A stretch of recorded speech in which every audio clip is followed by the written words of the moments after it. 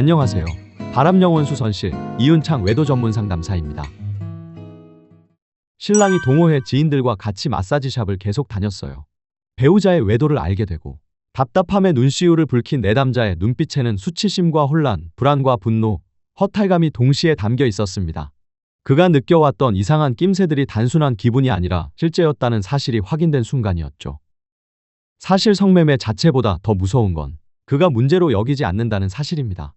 남편들은 아내들이 추궁했을 때 그런 적이 없다며 발뺌하거나 그냥 마사지만 받았을 뿐이야, 건전한 곳이야라고 축소하며 상황을 정당화하려 듭니다.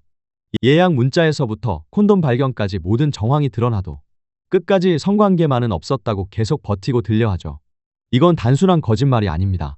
문제의식에 결여되어 있다는 점, 배우자에 대한 공감 능력이 부족하다는 것, 현실 회피적인 모습이 뒤섞인 전형적인 방어 기제이며 성중독자들에게 흔히 나타나는 심리적 패턴이기도 합니다. 이때 아내분께서 절대 덮고 넘어가셔서는 안 됩니다. 성매매는 단순한 외도와는 조금 다른데요. 감정에 휘말려 한번 저지른 실수가 아니라 습관화되고 패턴화된 중독적인 행동이기 때문이죠. 만약 주변의 지인이나 성매매 커뮤니티, 동호회 사람들이 얽혀 있다면 그는 이미 은밀한 세계에서 해방감과 쾌락을 수시로 즐겨왔었을 가능성이 큽니다. 그렇다면 아내가 이런 성매매에 중독된 배우자를 두고 해야 할 일은 무엇일까요? 첫 번째로 감정적 폭발이 아닌 차분한 전략으로 대응해 나가야 합니다. 이혼을 바로 언급하거나 분노를 터뜨리면 그는 변명하거나 오히려 피해자 코스프레를 할 기회를 얻게 됩니다. 이럴 땐 이렇게 말해보세요. 초연하지만 눈빛은 결코 물러서지 않는 태도로 말이죠. 나는 지금 모든 걸 알고 있어. 다만 감정적으로 굴지 않으려고 차분히 얘기하는 거야. 네가 앞으로 어떻게 행동하는지 보고 나도 내 결정을 하게 될 거야. 이 시점에서 필요한 건 감정이 아니라 확실한 증거들을 가지고 원하는 조건에 대한 요구와 압박이어야 합니다. 상황에 따라서 자필 각서를 받으셔도 좋습니다. 성매매 사실 인정과 함께 법적, 경제적 책임을 명확히 담아야 하는데요. 만약 얼버무리거나 책임을 회피하려 들면 끝까지 갈 기세를 보여주며 담담하고 초연하게 대응하세요. 이건 각서 하나로 끝날 일이 아니야. 앞으로의 행동을 보면서 내 인생도 결정할 거야 라고 말이죠. 두 번째로 성매매 문제는 덮기보다는 드러내야 멈춰집니다. 시댁이나 친정에 알리는 건 창피해요. 많은 아내분들이 이렇게 말합니다. 하지만 성중독 문제는 숨긴다고 해결되지 않습니다. 상처의 겉만 덮으면 낫지 않고 드러내야 고름을 짤 수 있듯이 시댁 친정, 사회적인 평판, 자녀 양육 문제까지 회피할 수 없는 현실적인 책임과 압박이 주어져야 비로소 그는 이게 심각한 일이구나 하고 인식할 수 있죠. 물론 반성의 정도와 현실적인 상황에 따라 수위를 조절해 나가야 합니다. 그러나 여전히 회피하거나 거짓말을 한다면 공개적으로 문제를 드러내는 것도 하나의 강력한 수단이 될 수 있습니다. 이 시점에서 단호한 브레이크를 밟지 않고 지나가면 그는 문제가 무마됐다라고 상황을 받아들여 같은 행동을 반복하게 될 테니까요. 배우자 외도는 시간이 해결하는 게 아니라 행동의 단호함만이 바람을 멈추게 할 수 있습니다. 세 번째로 6개월은 투명하게 살아보는 시험 기간이 되어야 합니다.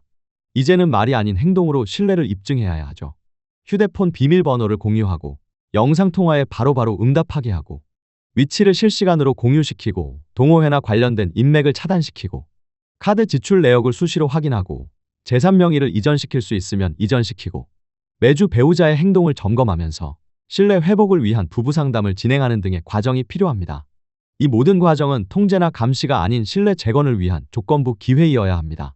이 조건에 남편이 피로감을 느끼거나 불만을 보인다면, 피로감과 짜증으로 이게 뭐하는 짓이냐? 숨 막힌다는 태도를 보인다면 남편은 아직도 바람을 끊어낼 준비가 되어 있지 않은 것입니다. 네 번째로 진짜 반성은 말이 아니라 행동으로 이루어져야 합니다. 눈물을 흘리고 무릎을 꿇어도 그 후에 행동이 바뀌지 않는다면 그건 반성이 아니라 연기일 뿐입니다. 관련된 사람들과 인연을 정리했는가? 유혹의 환경을 강제적으로라도 끊어냈는가? 신뢰를 회복하기 위한 노력을 실천하고 있는가?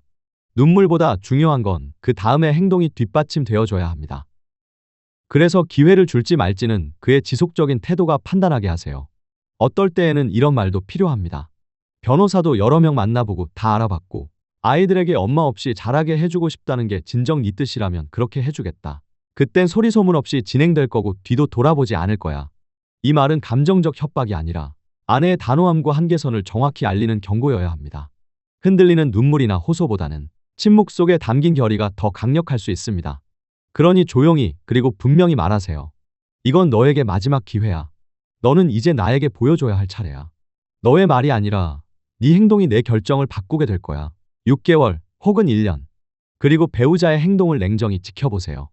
이 시간은 단지 남편의 변화를 지켜보는 기간이 아니라 그 사이에 아내도 감정을 회복하고 진짜 원하는 삶의 방향을 정할 시간을 가질 수 있을 것입니다. 남편이 성매매를 했다는 사실은 이미 돌이킬 수 없는 일이지요.